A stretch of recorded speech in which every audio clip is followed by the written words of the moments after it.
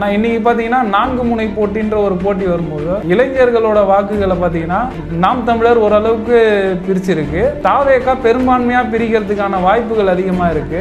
நீங்க அந்த மாதிரி பிரிச்சாலும் சேப்பாக்கம் தொகுதி பார்த்தீங்கன்னா உறுதியா உதயநிதி ஸ்டாலின் அவர்கள் வெல்றதுக்கான வாய்ப்பு அதிகம்.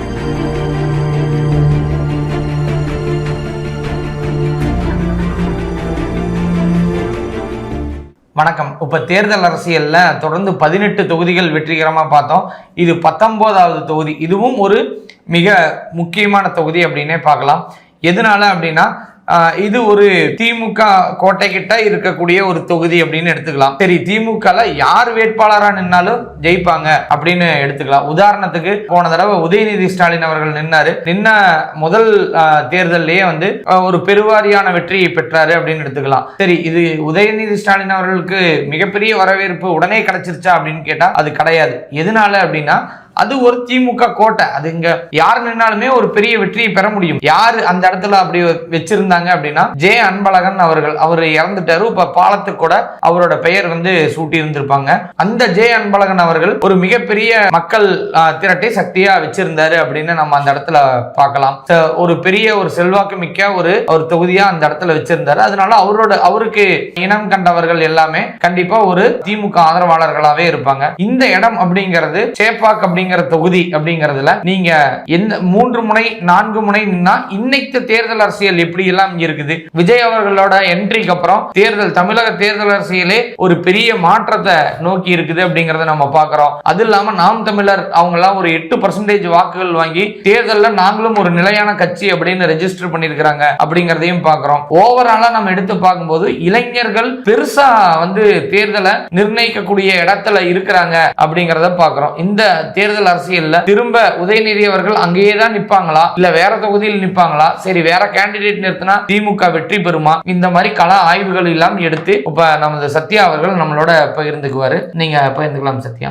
வணக்கம் திரு தினேஷ். நேயர்கள் அனைவருக்கும் வணக்கம். இப்ப நம்ம பார்க்க இருக்கிற தொகுதி பாத்தீங்கன்னா 19வது தொகுதி சேப்பாக் தொகுதி. இது துணை முதல்வர் அவரோட தொகுதி. இவர் கடந்த முறை பாத்தீங்கன்னா திரு உதயநிதி ஸ்டாலின் அவர்கள் 93,285 வாக்குகள் வாங்கி கிட்டத்தட்ட 68.92%. அதாவது இது மிகப்பெரிய வெற்றி தான். இந்த தொகுதி திரு தினேஷ் அவர்கள் சொன்ன மாதிரி இது திமுகவின் கோட்டைன்ற மாதிரி தான் நம்ம பார்க்க முடியும். 2வது இடத்துல பாத்தீங்கன்னா கூட்டணி கட்சிக்கு அதிமுக ஒதுக்கி இருந்தாங்க பாமகக்கு. அதுல பாத்தீங்கன்னா 23,930 வாக்குகள் 17.68% வாக்குகள் வாங்கி பாமக இந்த தொகுதியில 2வது இடத்துலயும், 3வது இடத்துல நாம் தமிழர் SM ஜெயசிம்மராஜா அவர் பாத்தீங்கன்னா 9,193 வாக்குகள் 6.79% வாங்கி இந்த தொகுதியில 3வது இடத்தை பிடிக்கிறாங்க.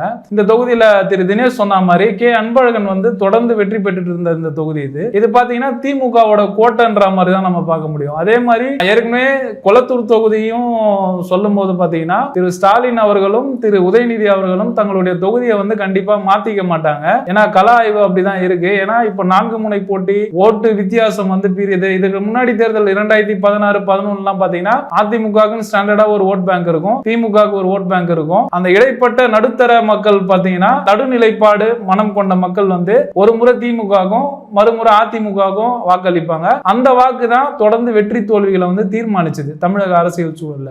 ஆனா இன்னைக்கு பாத்தீங்கன்னா 4 முனை போட்டின்ற ஒரு போட்டி வரும்போது இளைஞர்களோட வாக்குகளை பாத்தீங்கன்னா நாம் தமிழர் ஓரளவுக்கு பிரிச்சிருக்கு. தாவேகா பெரும்பான்மையா பிரிக்கிறதுக்கான வாய்ப்புகள் அதிகமா இருக்கு.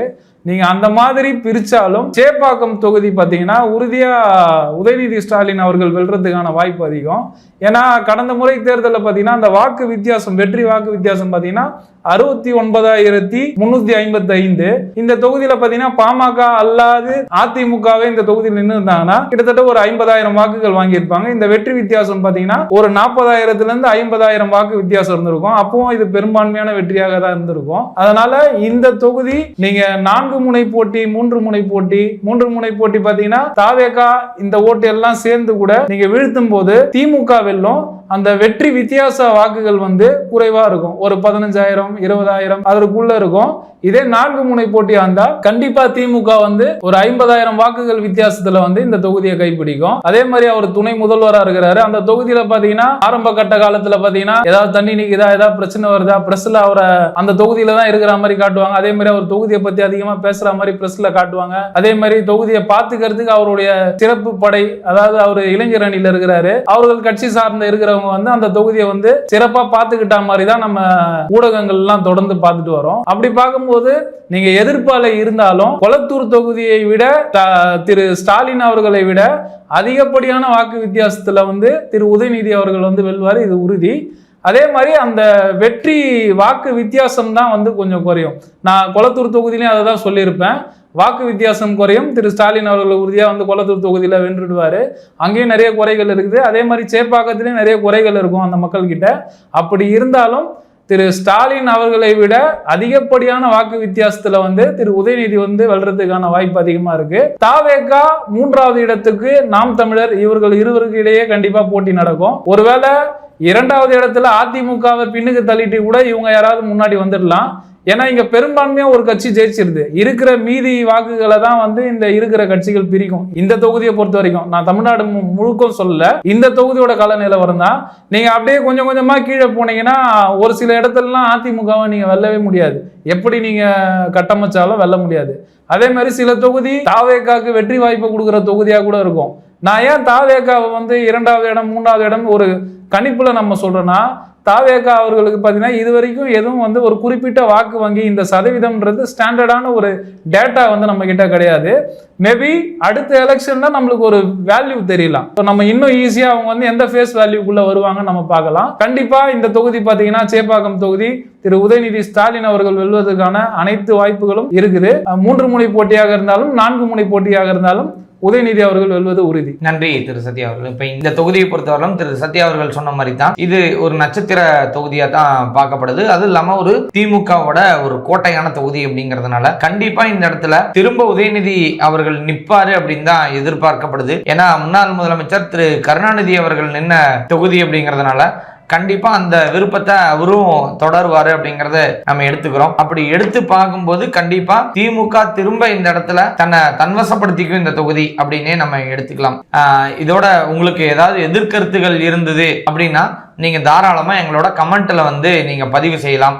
இல்ல இது சரியா இருந்தது அப்படின்னாலும் நீங்க தாராளமா எங்களோட பதிவு செய்யலாம். மீண்டும் அடுத்த ஒரு நட்சத்திர தொகுதியோட உங்களை நாங்க சந்திக்கிறோம். நன்றி.